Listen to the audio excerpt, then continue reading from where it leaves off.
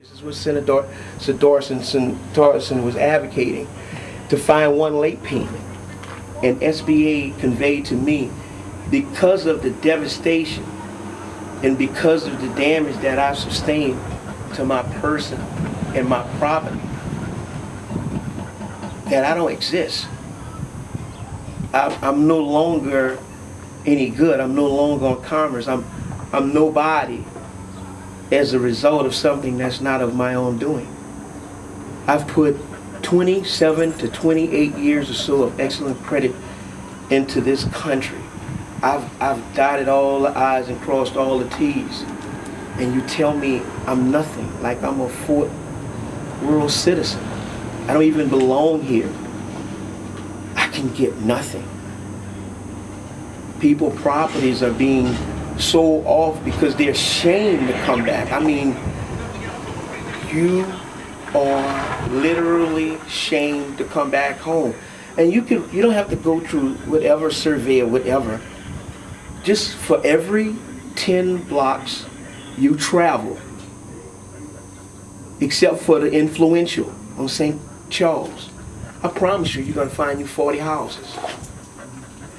Nobody asks why these people are not coming back, why they don't feel like Americans, why they don't feel like New Orleanians. No one. It's just, hey, it's a bump. We've had the mayor scream for a cry for where's FEMA and all this stuff, and they beg you to come back home, but the only thing that you have is penalizing destruction of your property, and there's no local help. If it wouldn't have been for this gentleman just saying, I can't believe you're not lying. I mean, he did that on faith. He didn't bring me through a process or say that my mother had to wait a year, another year. There are people, we can't get water because the plumbers are so costly, and electricity because they have set their own rule. There's no moratorium, there's no mandate to say that, look, I love you as citizens, you have come back here, we're doing a waiver to say that you need, when you return, cut your water on, get your basic hygiene, get yourself together. You're suffering as though we actually came back to this city with large amounts of money. And we're floodgating the city and bringing it back. It's not so. People are so ashamed that they won't come back. I built this. Do you realize how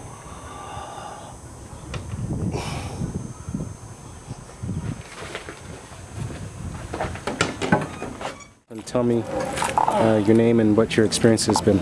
My name is Sabrina Jennings, and I'm not a property owner, but my disgust, even being with friends and family that are property owners, is I can't understand why in their haste city government wants everybody to have everything pristine clean when there's no money for this. We are doing this out of our pocket. And if you don't have money to do it, then where are you? Where are the elderly people who don't have the money? And even us. I had to stop work to just actually do this. So that's loss of income. So, and I'm not the only one. We live right now on a block where 1, 2, 4 families, us included, we're living in the house with materials, walls torn down, floors torn up, fixtures and stuff, just because you don't have anywhere else to go. You had to come home to save what little you had. And I'm just dismayed that city government would institute all these ordinances and code enforcements against people when you don't have a chance to even come back home to even get started on your property. They want this painted properly, they want this done correctly, and they're offering no help. So let me understand this. Both of you come here for a second. Are you telling me that, and Fletch, when you get a chance, when you feel strong enough to come back here, are you telling me that the city is penalizing you if you okay, tell me that really clearly. Minimum. I have the newspaper in the car. I run and get that. They're supposed to enforce $500 a day code enforcement fines against you. This property here would be totally just, even this guy came and did something, they would come and say, well, that's fine, Mr. So-and-so, but we need it to be better. Right now, we need you to paint it better. We need your steps to be better. We need this done. We need that done. How do you know if he has money for this? So they're about cosmetics, not about cosmetics. And my belief, and I could be wrong, is because when whoever comes in from Washington, they need to see, they need to give an account for the monies that we did not receive to have his home looking beautiful, to have this woman's home back up to standard. Look, he must have didn't have it. Look, it's half painted. Come on. That. When the foundations first came through, they were first. His mother is a ministress, and they came and they helped those guys to. They lived in their house. I guess when the first volunteers went to coming through, and they lived in the house while they repaired the house and put the house together, and he was able to receive monies from FEMA, road home and whatnot. It's just for the individuals who were not here in some type of way, got caught up into the process of moving from the evacuation centers, from either whatever shelter to whatever place.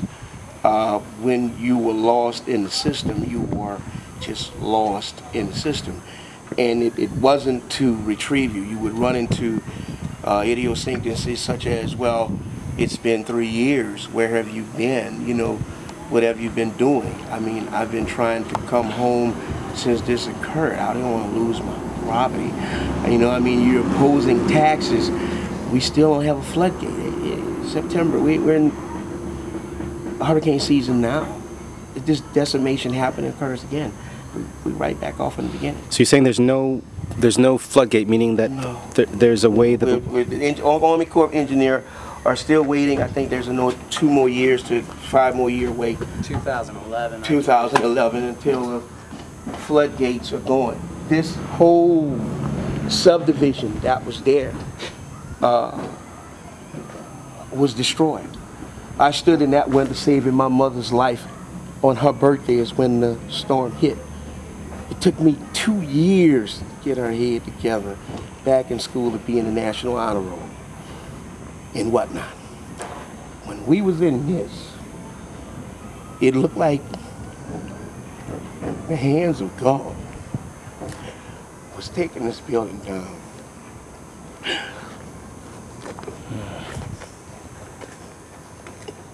It came from that way. The tidal wave came from that?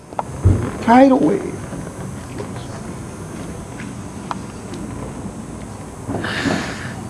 So you stayed in the house while everything happened? I had to. There was no one with my mother. She was 79 years old. She's 82 now. I was having a birthday party for my daughter at my home. I thought my life was better because I lived on Canal Street. There was 8 feet of water there. When the tidal wave came, I thought it was a white cloud, just like this gray cloud, except it was like above that post, equal with that post. And when I was yanking the battery loose on my vehicle, I realized the house that was on top of the cloud wasn't a cloud, it was water. I first came out to eject the battery post terminal loose. Water was 2.5 feet. When the tidal wave got to about a block before that red light, and I realized what it was right after it, and it was coming, water was 4 feet. 4 feet, I jerked my battery cables loose and switched up those stairs and got inside the door. When I got up the stairs, inside the door, and the tidal wave hit, I had 5 feet of water inside, and my mother was drowning because she couldn't swim.